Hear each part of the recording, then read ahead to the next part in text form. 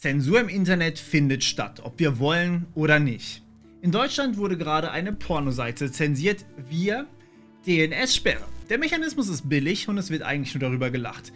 In Russland wurden aber gerade während des Krieges in der Ukraine so ziemlich alle sozialen Medien blockiert. Dazu kommen Nachrichtenwebsites von westlichen Medien, eigentlich alles, was der Bevölkerung dient, sich bei anderen als den russischen Staatsmedien zu informieren. Diese Staatsmedien sind allerdings, das belegt ein Leak des zuständigen Ministeriums, durchaus gelenkt und dürfen eben nur das verbreiten, was der Regierung passt. Ihr habt vielleicht zudem mal von der Great Firewall of China gehört. Offiziell heißt das Projekt Goldener Schild oder in O-Ton so. Das ist ein Projekt des chinesischen Ministeriums für Staatssicherheit und dient ebenfalls dazu. Es soll nur das in China erreichbar sein, was von diesem Ministerium erlaubt ist. Und es kommt nur das raus, was für uns erreichbar sein soll. Es gibt also noch zig weitere Beispiele, aber Russland und China als zwei der mächtigsten Länder der Welt sind hier, glaube ich, ganz gute Beispiele. Was ist eigentlich, wenn ich als Journalist aus diesem Land berichten möchte, wenn ich die Bevölkerung informieren möchte? Muss ich dann wieder mit Flugzetteln arbeiten? Und muss ich mich dabei von Kameras filmen lassen, sodass ich verhaftet werden kann? Heute geht es um ein weiteres Gedankenexperiment. Wie funktioniert eigentlich Zensur? Und was können wir gegen einen Staat machen, der diese gegen uns einsetzt? Wie können wir uns trotzdem informieren und vernetzen, ohne gleich unser Leben zu gefährden? Was wäre, wenn wir in Russland leben und uns informieren wollen?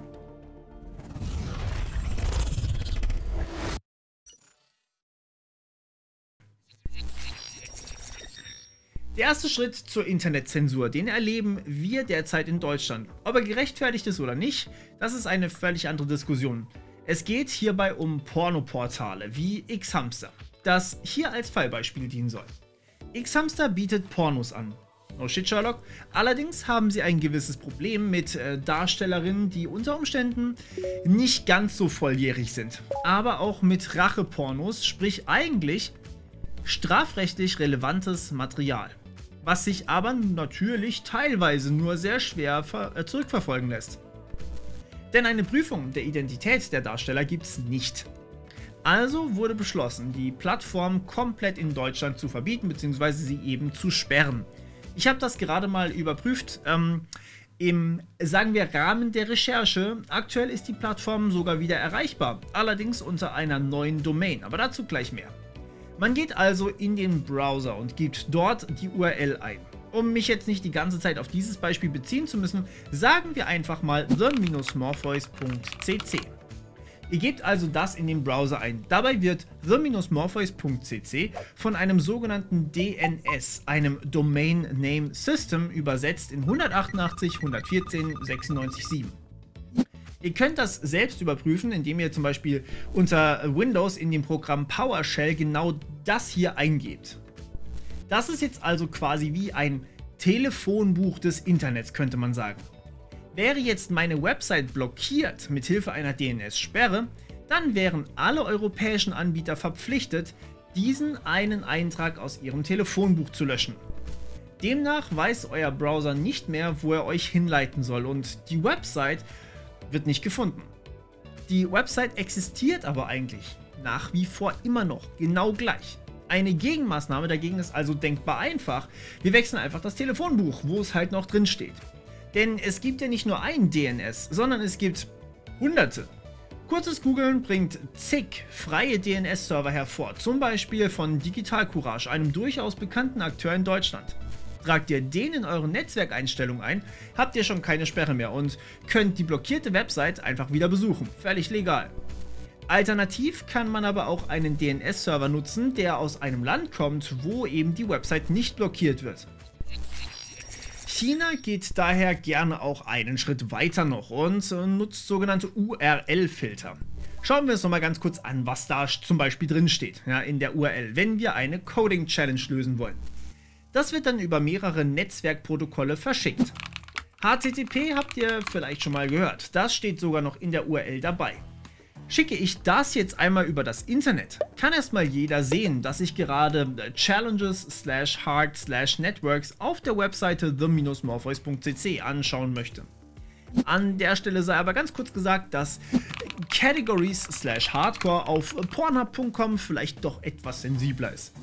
Zurück aber zu den URL-Filtern. Die suchen nun einfach nach Stichworten in dieser URL wie hard, und sobald das da drin ist, wird euer Paket, also das Ding, was wir ins Internet rausgeschickt haben, einfach von eurem Internetanbieter, sprich Vodafone, Telekom etc., nicht mehr weitergeleitet, sondern blockiert. Ihr könnt also die Website einfach nicht mehr aufrufen. Das funktioniert schon heutzutage aber gar nicht mehr, denn HTTPS, also das Protokoll, was überall mittlerweile fast genutzt wird, ist verschlüsselt. Das S steht nämlich für Secure. Da fällt auch die URL drunter. Eigentlich wird alles verschlüsselt, was zur direkten Kommunikation nicht essentiell wichtig ist. Das heißt, Außenstehende haben eigentlich keine Ahnung, dass ihr auf diese URL zugreifen wollt. Die wissen nur, dass ihr die IP-Adresse 188.114.96.7 kontaktiert. Jetzt kann ich aber natürlich im Telefonbuch nachschauen, dass das zu the-morpheus.cc gehört, aber ich habe trotzdem noch keine Ahnung, welche Challenge jemand da gerade aufgerufen hat und ob das jetzt Networks oder Some ist. Und auch hier passiert derzeit etwas sehr Beunruhigendes in Russland. Russland hat angekündigt, seine eigene CA, kurz für Certificate Authority, zu bauen. Verpflichten die nun alle russischen Websites, diese zu nutzen, passiert Folgendes. Eine CA stellt die Zertifikate für die Verschlüsselung aus. Nur mit so einer Unterschrift ist ein Zertifikat gültig und wird als sicher angesehen. Das hat ziemlich technische Hintergründe. An der Stelle sei aber mal ganz kurz gesagt, dass ich auf meinem anderen YouTube-Kanal über 100 Videos zur theoretischen Kryptographie habe. Falls ihr also da ein bisschen tiefer eintauchen wollt, ihr wisst, wo es ist. Ist nun der Staat Russland im Besitz dieser CA, können die ganz einfach hergehen und sich selbst jedes Zertifikat ausstellen, das sie wollen. Sie können also so tun, als wären sie Yandex oder Google oder Instagram oder jede andere Website dieser Welt. Allerdings nur eben gegenüber den Leuten, die der CA vertrauen. Geht man nun davon aus, dass das auf russischen Rechnern verpflichtend wird, dann kann Russland jede Verbindung abfangen und entschlüsseln. Dass Staaten so etwas machen, ist tatsächlich gar nicht mal so was Neues. So ist das zum Beispiel schon mal im Iran vorgekommen. Damit ist natürlich dann aber auch wieder ein Filter basierend auf der URL möglich, denn die URL ist ebenso wie Kreditkartendaten, Chatnachrichten und allem anderen wieder komplett lesbar für den Staat. Das ist tatsächlich sogar ein echter Cyberangriff, nennt sich Man in the Middle, wird aber oft gar nicht mehr als solches bezeichnet, weil sowas auf staatlicher Ebene dann doch nochmal deutlich schlimmer ist. Hat man diese Infrastruktur erstmal aufgebaut, geht da aber natürlich noch mehr als nur die URL. Also bedenkt bitte, die ganze Verbindung ist dann nicht mehr verschlüsselt, weil Russland kann ja alles dann entschlüsseln. Dementsprechend kann ich auch hier wieder Filter einbauen und zum Beispiel Texte irgendwo auf der Webseite, zum Beispiel in einem Wikipedia-Artikel, komplett rausfiltern, die Worte enthalten, die mir zum Beispiel nicht gefallen. Man könnte zum Beispiel das Wort Krieg im Zusammenhang mit Ukraine einfach rausfiltern oder jegliche Informationen über Uiguren einfach, Paket verloren. Das ist also auch eine durchaus kritische Möglichkeit, sage ich jetzt einfach mal. Künstliche Intelligenz, das noch damit einzubauen, ist natürlich dann nochmal ein ganzes Stück härter. Und ja, hier kommen wir zu einem Begriff, der nennt sich Deep Packet Inspection. Wir hatten das übrigens auch mal ganz kurz bei uns in der Debatte, ob wir das nutzen sollten, also hier in Deutschland, da es aber einfach ein Mechanismus ist, der komplett zerstört wird. Durch einfache Verschlüsselung, also durch HTTPS, konnte sich das bei uns zum Glück nicht durchsetzen.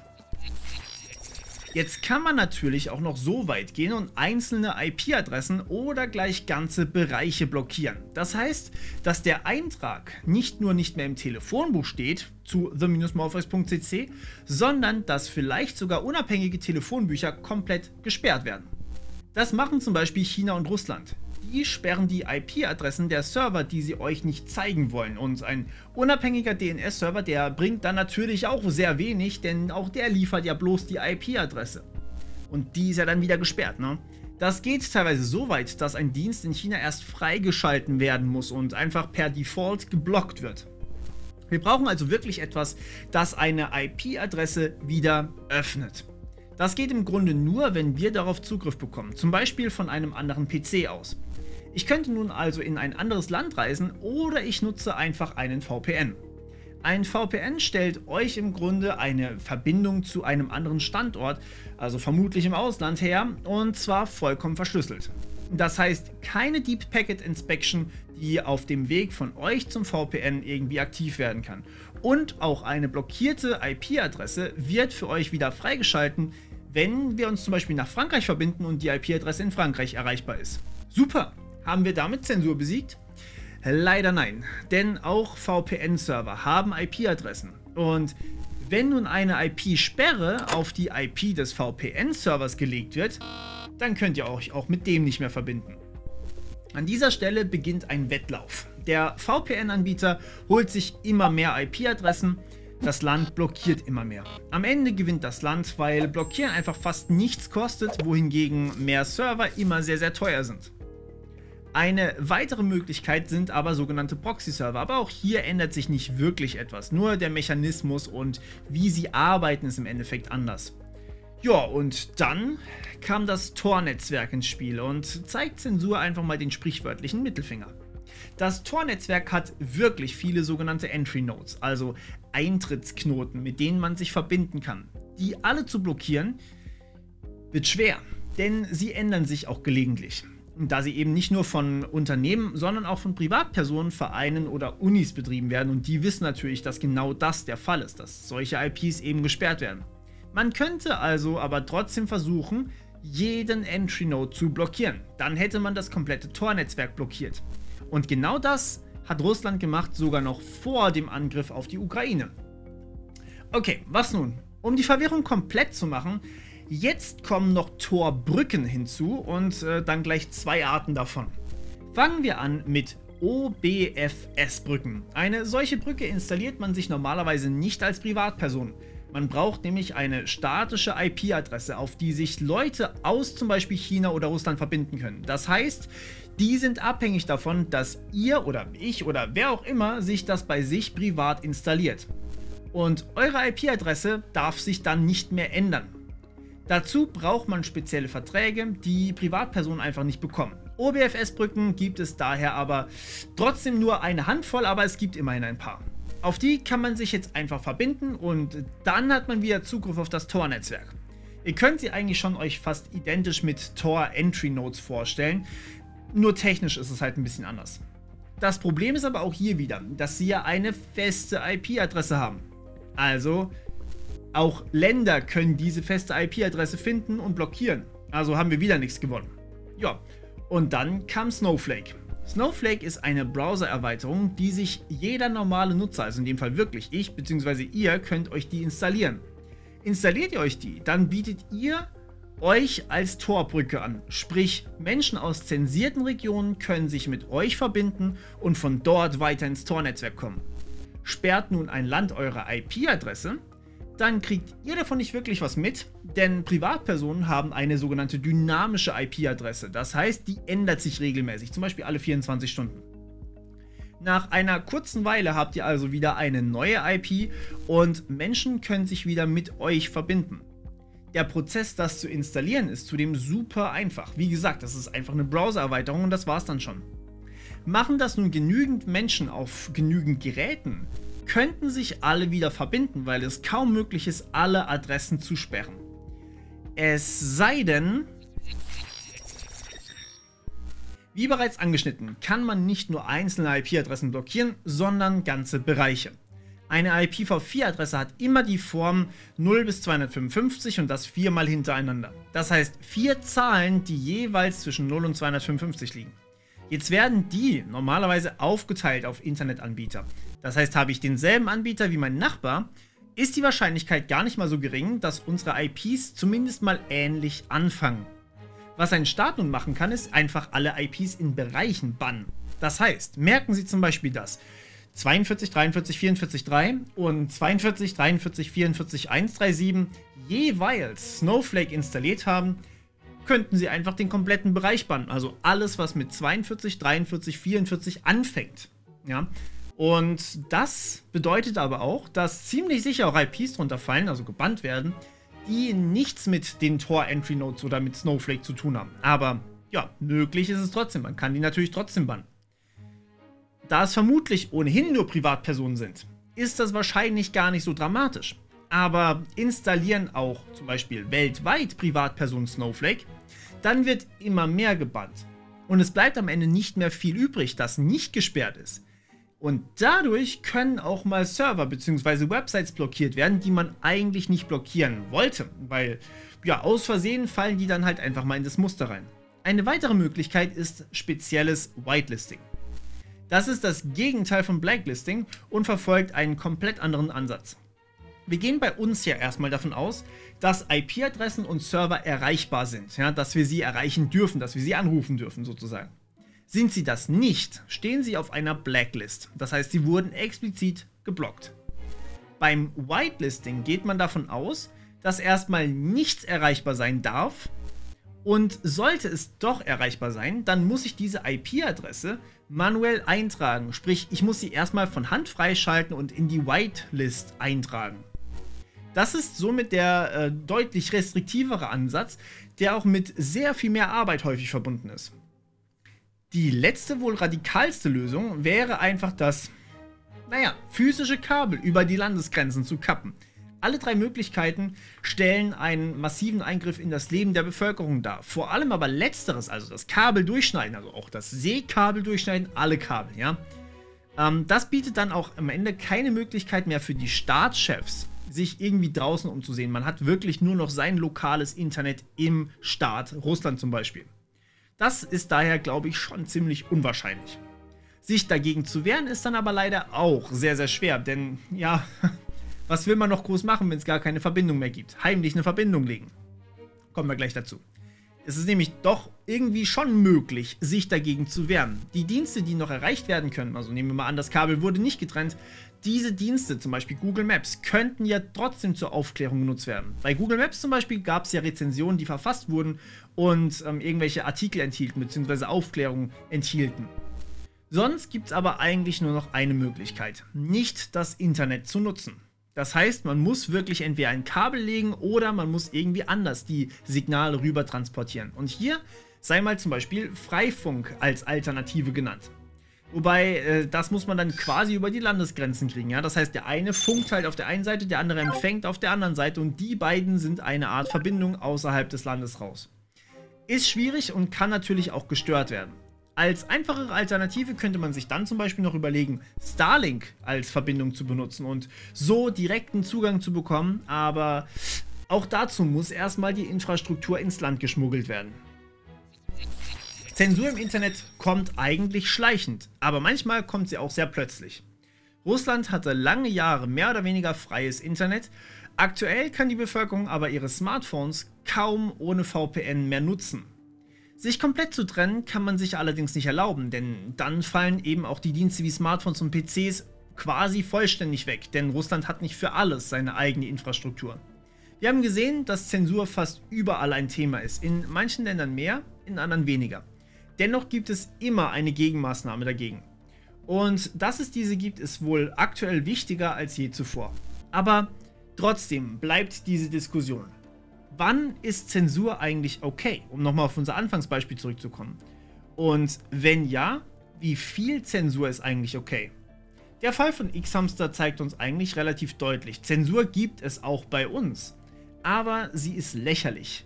Und wenn sich der Hoster einfach eine neue Domain kauft, komplett ineffizient. Sollte man daher weitergehen? Sollte man IPs blockieren? Sollte man IP-Ranges blockieren? Auf Whitelisting umsteigen, nur weil dieser eine Hoster ihn auf der Nase rumtanzt? Sollte man stärkere Sperren einführen? Bis zu welchem Grad darf ich gehen? Denn Rache-Pornos oder Kinderpornografie auf Platz 17 der meistbesuchten Websites insgesamt in Deutschland ist wohl doch etwas, das man nicht einfach ignorieren kann. Sich einfach so über das Gesetz hinwegzusetzen, das kann nicht funktionieren. Doch trotzdem kann man solche Gesetze ignorieren, wenn man einfach nicht in Deutschland mit seiner Firma beheimatet ist. Das Internet ist keine lokale Angelegenheit. Hier müssten alle Länder gemeinsam an einem Strang ziehen, um eine Seite zu mehr Schutz der Betroffenen zu verpflichten. Aber dass das nicht einfach ist, das sollte klar sein. Und ja, im Zweifel geht eine Website dann eben ins Darknet. Was meint ihr? Wie sollte man da vorgehen? Oder ist das Einzige, was hilft, solche Websites zu boykottieren, damit ihr Umsatz runtergeht? Ich bin wahnsinnig auf eure Meinung gespannt und falls euch dieses oder ein anderes Video gefallen hat, würde ich mich natürlich immer sehr über ein Abo freuen. Bis zum nächsten Mal. Ciao.